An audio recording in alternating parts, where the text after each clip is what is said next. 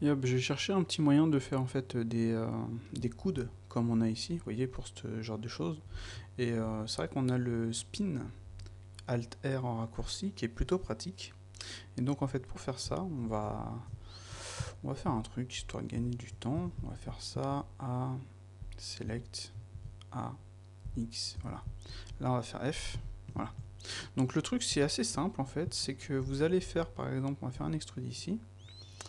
Vous allez ensuite, faut penser que le spin il fonctionne quand on le laisse de base à 90 degrés, donc faut pas hésiter à changer de vue.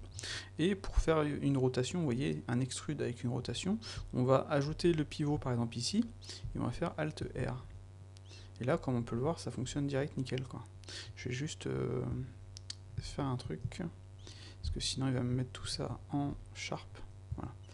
Donc j'en suis ici, je vais virer le wire. Je peux resélectionner tout ça, le déplacer un petit peu. Donc ce qu'on peut faire, c'est faire une extrude ici, comme ceci. Placer l'élément, en fait, le pivot. Si on place le pivot très proche, il va faire en fait le coup de très proche. Si on place le pivot très loin, il va faire le coup de très loin. Donc là, on va le placer, pourquoi pas ici. On va faire Alt R. Sachant qu'il va toujours aller vers la droite.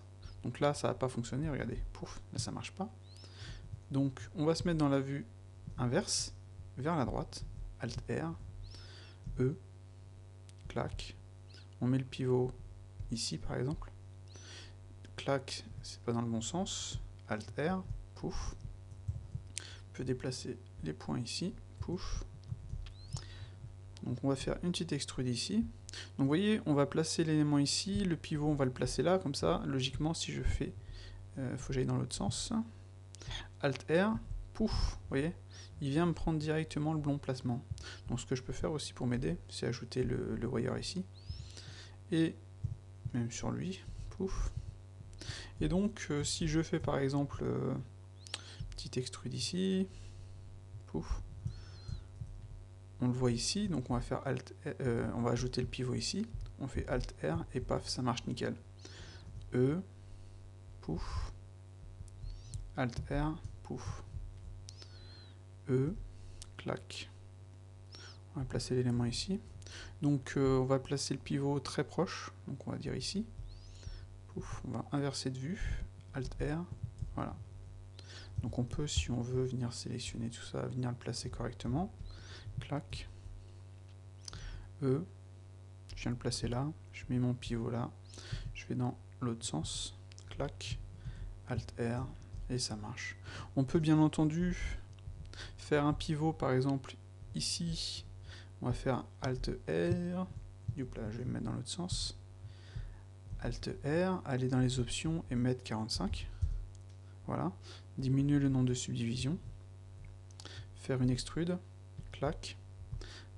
Là, si on veut repartir comme ceci, il faut mettre le pivot, vous voyez, ici, voilà, horizontalement.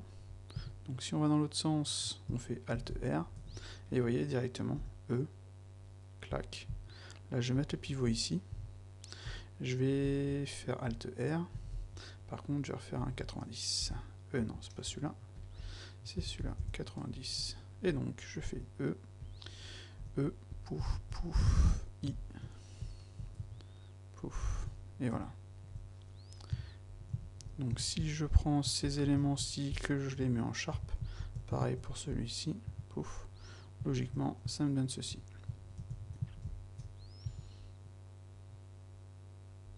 Et comme on peut le voir, ça fonctionne plutôt bien au final. Donc on peut s'amuser à faire des coudes très serrés, comme des coudes un peu moins, vous voyez, à 45, etc. Donc ce serait mieux d'avoir un widget comme le fait Modo, mais là, tel quel, vous voyez, on peut vraiment se faire plaisir, quoi. On peut prendre un... Il y a un autre truc aussi qu'on peut faire, par exemple. On va, pourquoi pas, placer notre élément hop, ici. Là, je vais mettre un truc relativement simple. On va se mettre donc qui va à droite, donc là à l'inverse. Pouf. On va mettre le pivot ici. Clac. Alt R. 45. Faire un petit extrude. Clac. Pivot, on va le mettre là. Alt R. Petit extrude. Tac, pivot, on va le mettre là. Alt R. Petit extrude. Alt R et une autre extrude. Voilà.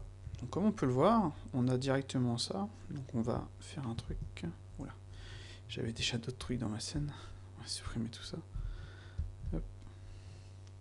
Donc on a ça. On va se mettre en local. Hop, là on va supprimer ces éléments-ci. Hop. X. Donc on a ça. Le truc qu'on peut faire, c'est tout sélectionner. Et vous voyez, on a le shrink fatten. Et donc en jouant avec le shrink fatten, vous voyez ici, d'ailleurs, c'est haut et bas logiquement, voilà. On peut faire CTRL pour garder, enfin Alt pour garder le thickness event. Pouf.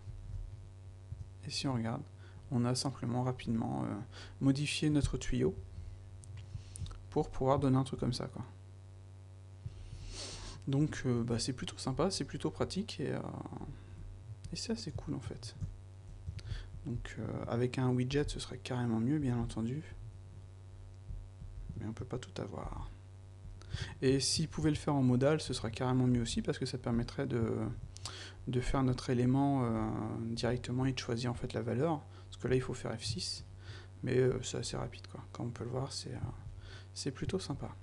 Donc voilà pour le spin que j'utilise pas forcément et le shrink fatten que j'utilise pas forcément non plus, mais tous les deux pour faire ce genre d'objet de tube, enfin de tuyau, c'est plutôt pratique et c'est plutôt sympa.